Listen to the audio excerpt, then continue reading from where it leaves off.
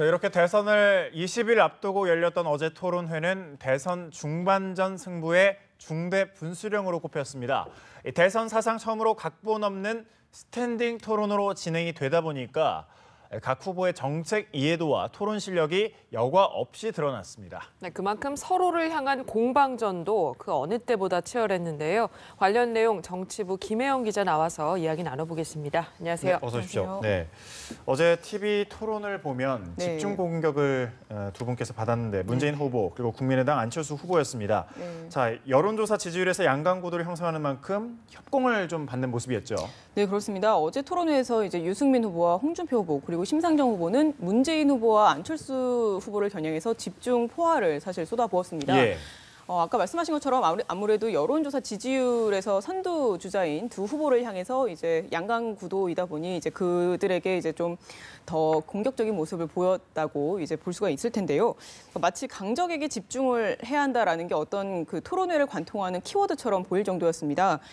그러다 보니까 정작 이제 안철수 후보와 문재인 후보 간의 정책적인 그런 토론 공방이라든가 대결을 볼 수 없다라는 점은 사실 유권자 입장에서는 아쉬움으로 남는 부분이기도 한데요. 상대의 질문을 받아서 토론을 한 시간도 살펴보면 문재인 후보 같은 경우는 약 45분 정도 됐습니다. 근데 이제 안철수 후보 같은 경우는 30분이 됐고요. 홍준표 후보는 9분, 그리고 유승민 후보가 약 5분 정도로 기억을 하고 있는데 그만큼 이제 문재인 후보와 안철수 후보에게 이야기한 시간이 많았다는 건 그만큼 질문도 많이 받았다는 의미로 해석이 됩니다.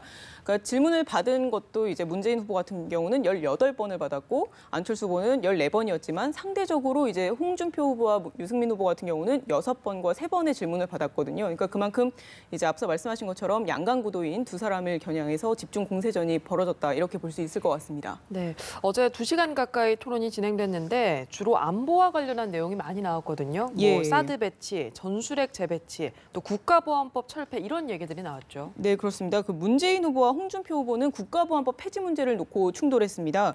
그러니까 홍 후보가 먼저 문 후보에게 국가보안법을 폐지해야 하느냐, 그러니까 폐지하겠느냐고 물었거든요. 근데 이에 대해서 문 후보는 찬양 고무 조항을 이제 개선하겠다라는 이야기는 했지만 그 국가보안법을 폐지하겠다 혹은 폐지하지 않겠다라는 명확한 입장을 내놓지 않았습니다.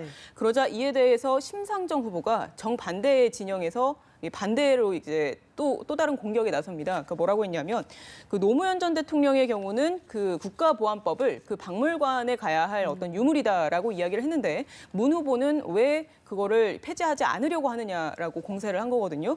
이에 대해서 문 후보는 지금 남북 관계가 엄중하기 때문에 그 여야 간의 어떤 그 의견을 수렴할 수 있는 범위 내에서 그 조항을 그러니까 국가보안법을 개선해야 한다라고 이야기했습니다. 예, 이 국가보안법 철폐 문제에 이어서 주적 개념에 대해서도 또 논쟁이 있었죠. 네, 그렇습니다. 유승민 후보가 먼저 문재인 후보에게 그 북한이 우리의 주적이 맞느냐고 물었습니다. 그러자 이에 대해서 문 후보는 그런 규정은 대통령이 될 사람이 할 일은 아니라고 생각한다고 이야기했습니다. 그러니까 주적이다 아니다 이에 대해서도 명확한 답변을 내놓지는 않은 건데요.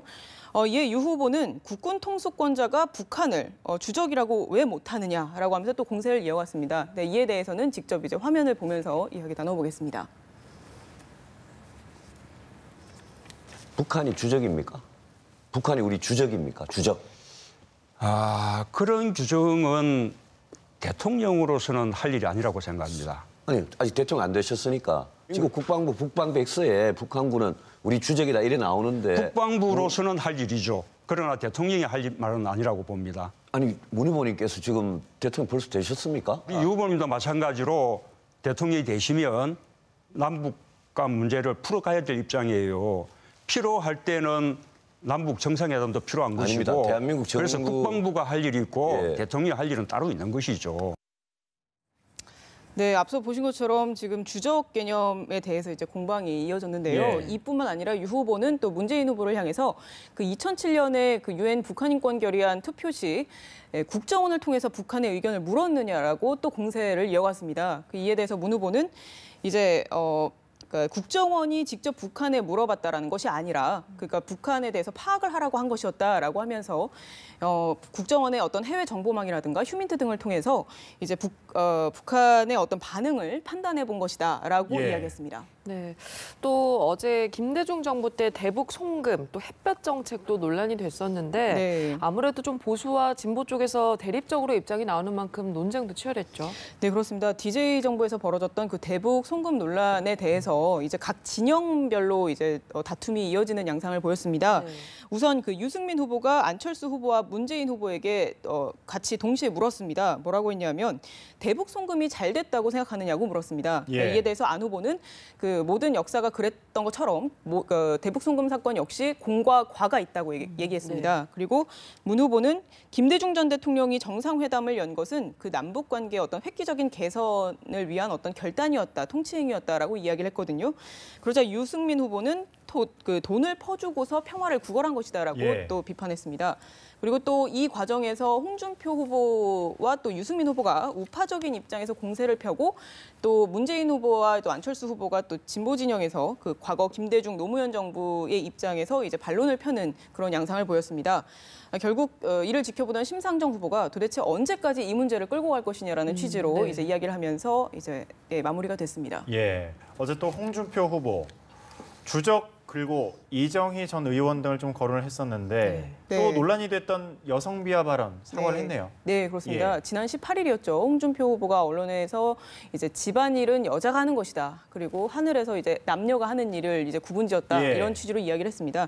그러니까 이런 부분에 있어서도 어제 대선 토론회에서도 다른 후보들이 이건 여성 비하 발언이 명백하다는 취지로 공세를 이어갔거든요. 예. 그렇기 때문에 이제 보다 못한 이제 홍 후보가 결국 이제 그에 대해서 사과를 했습니다. 그 사과를 하는 영상도 직접 한번 보시겠습니다.